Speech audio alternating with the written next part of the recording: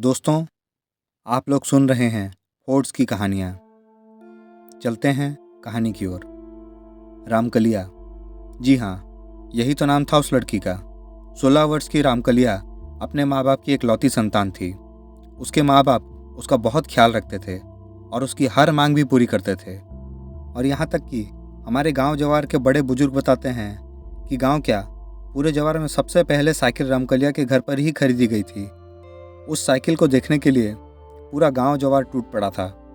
रामकलिया उस समय साइकिल को लंगड़ी चलाते हुए गढ़ी, खेत खलियान सब घुमाती थी।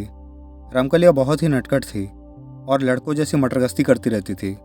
वह लड़कों के साथ कबड्डी, चिक्का आदि खेलने में भी आगे रहती थी।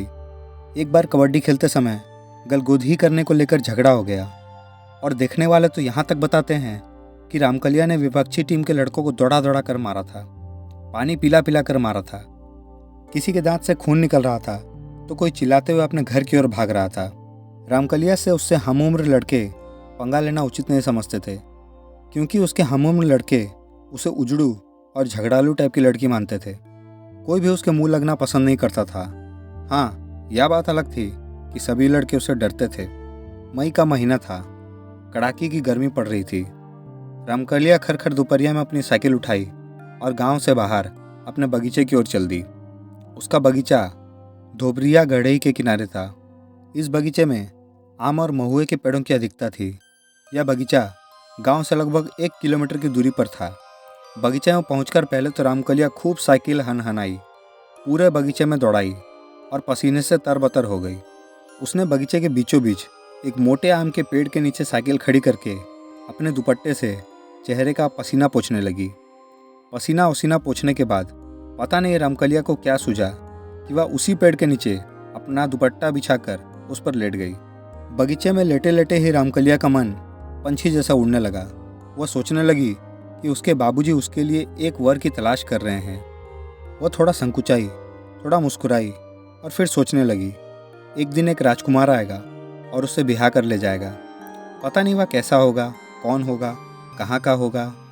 पता नहीं मैं उसके साथ खुश रह पाऊंगी कि नहीं। खैर, जो ईश्वर की मर्जी होगी वही होगा। बाबूजी उसके लिए जैसा भी लड़का खोजेंगे वह उसी से शादी करके खुश रहेगी। उसे पक्का विश्वास था कि उसके बाबूजी उसकी शादी जरूर किसी धनवान घर में ही करेंगे, जहां उसकी सेवा के लिए जरूर कोई ना कोई नौकरानी होगी। अभी रामकलिया इन्हीं सब विचारों में खोई थी कि उसे ऐसा आभास हुआ कि उसके सिर की तरफ कोई बैठकर उसके बालों में उंगली फेर रहा है। रामकलिया के साथ ऐसा पहली बार नहीं हो रहा था, ये तो आए दिन की बात थी। बकरी गाय आदि चराने वाले लड़के लड़कियां चुपके से उसके पीछे बैठकर उसके बालों में अंगुली पिरोते या सहलाते रहते थे और रामकलिया भी खुश होकर उन्हें थोड़ा बहुत अपना साइकिल चलाने को देती थी। पर पता नहीं क्यों आज रामकलिया को यह आभास हो रहा था कि उंगली कुछ इस तरह से पिरोई जा रही है कि कुछ अलग सा ही एक अनजान आनंद का एहसास हो रहा है। ऐसा लग रहा है कि कोई बहुत ही प्रेम से बालों को सहलाते हुए अपनी उंगलियां उसमें पिरो रहा है। आज रामकलिया को एक अलग ही आनंद मिल रहा था, जिसमें उसके यौवन की खुमारी भी छिपी हुई लग रही थी। उसके शरीर में एक हल्की सी गुदगुदी हो रही थी और उसे अंगड़ाई लेने की इच्छा भी हो रही थी। वह बिना शरीर हिलाए चुपचाप लेटी रही। उसे लगा कि अगर उठकर बैठ गई तो पता नहीं यह स्वर्गीय का आनंद दोबारा मिलेगा या नहीं। उसने बिना पीछे मुड़े ही धीरे से कहा कि 10 मिनट और ऐसे ही उंगलियां घुमाओ तो मैं 1 घंटे तक तुम्हें साइकिल चलाने के लिए दूंगी। पर पीछे से कोई भी आवाज़ नहीं आई। फिर भी रामकलिया मदमस्त लेटी रही। उसे हल्की हल्की नींद आने लगी। शाम हो गई थी और रामकलिया अभी भी बगीचे में लेटी थी। तभी उसे उसके बाबूजी की तेज आवाज़ सुनाई दी। रामकली, बेटी रामकली, अरे कब से यहाँ आई है? मैं और तुम्हारी माँ कब से तुम्हें खोज रहे हैं। इस सुनसान बगीचे में जहाँ कोई भी नहीं है तू निडर होकर सो रही है। रामकली ने करवट ली और अपने बाबूजी को देखकर मुस्कुराई। उसके बाबूजी उसे घर चलने के लिए कहकर घर की ओर चल दिए। रामकलिया उठी, साइकिल उठाई और लंगड़ी मारते हुए गांव की ओर चल दी। उस रात पता नहीं क्या हुआ कि रामकलिया ठीक से सो नहीं सकी। पूरी रात करवट बदलती रही। जब भी सोने की कोशिश करती उसे उस बगीचे में घटी आज दोपहर की घटना याद आ जाती। वह बार बार अपने दिमाग पर जोर डालकर यह जानना चाहती थी कि आखिर वह कौन था। अब वह पछता रही थी। उसे लग रहा था कि पीछे मुड़कर उसे उससे बात करनी चाहिए थी, लेकिन वह अब करे भी तो क्या। उस अनजान व्यक्ति के कोमल प्यार भरे स्पर्शों से उसे अचानक कब नींद आ गई थी पता ही नहीं चला था। अरे अगर उसके बाबूजी बगीचे में पहुंचकर उसे नहीं जगाते तो पता नहीं वह कब तक बगीचे में ही सोती रहती। सुबह जल्दी जागकर रामकलिया फिर अपना साइकिल उठाई और उस बगीचे में चली गई। सुबह की ताज़ी हवा पूरे बगीचे में हिचकोले ले रही थी, पर पता नहीं क्यों सरसराती हवा में, पत्तियों टहनियों से बात करती हवा में रामकलिया को एक भीनी भीनी मदमस्त कर देने वाली सुगंध का आभास हो रहा था। उसे ऐसा लग रहा था कि आज पवनदेव उसके बालों से खेल रहे हैं। वह लगभग 1 घंटे तक बगीचे में रही, फिर घर वापस आ गई। घर आने के बाद रामकलिया पता नहीं किन यादों में खोई रही। उसी दिन फिर से खड़खड़ दोपहरिया में रामकलिया का जी नहीं माना और वह साइकिल उठाकर बगीचे की ओर चली गई।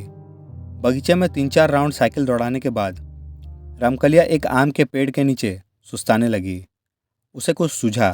वह हल्की सी मुस्कुराई और अपने दुपट्टे को अपने सर के नीचे लगाकर सोने का नाटक करने लगी।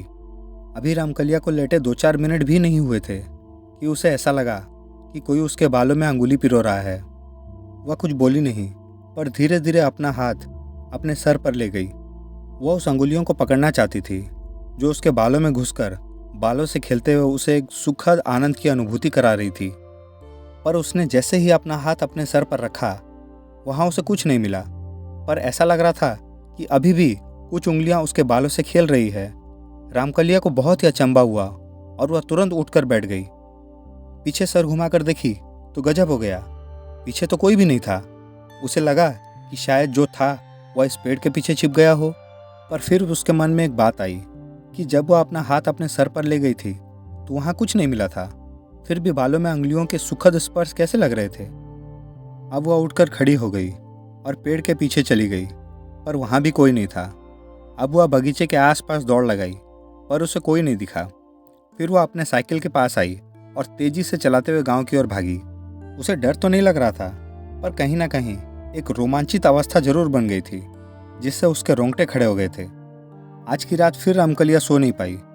आजकल उसे अपने आप में बहुत सारे परिवर्तन नजर आ रहे थे। उसे अब ऐसा लगने लगा था कि वह विवाह योग्य हो गई है। वह बार बार शीशे में अपना चेहरा भी देखती रहती थी। अब उसमें थोड़ा शर्माने के गुण भी आ गए थे।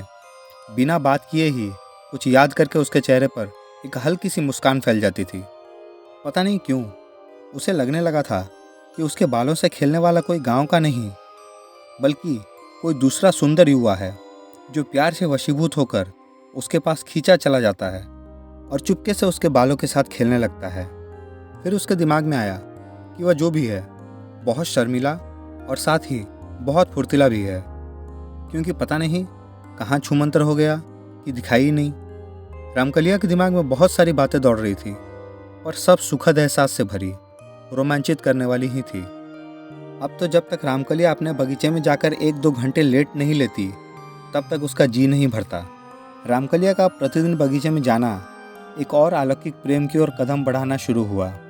एक ऐसा अनजाना नासमझ प्रेम जो रामकलिया के हृदय में हिचकोले ले रहा था।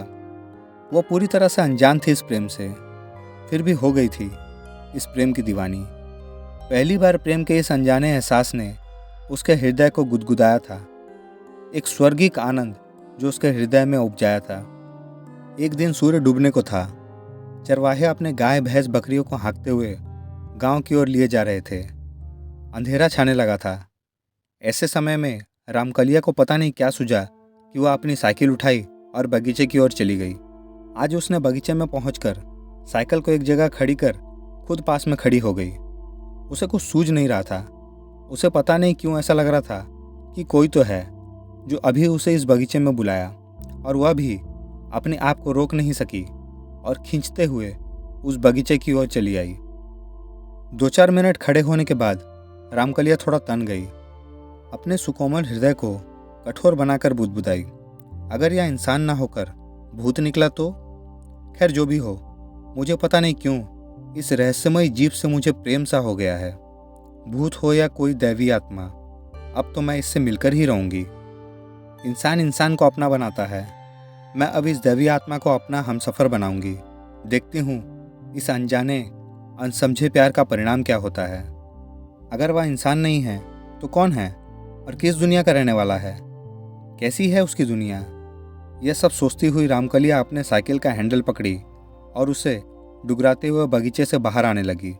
अब बगीचे में पूरा अंधेरा पसर गया था और सन्नाटा भी। हाँ, रह रहकर कभी कभी गांव की ओर से कोई आवाज़ उठाती थी। दोस्तों, यह कहानी यहीं ख़त्म नहीं होती है। कहानी का दूसरा भाग जानने के लिए चैनल को लाइक, शेयर, सब्सक्राइब ज़रूर करें और बेल आइकन को दबाने के साथ साथ ऑल पर भी क्लिक कर लें ताकि हर डरावनी कहानी आप लोगों तक पहुंच सके।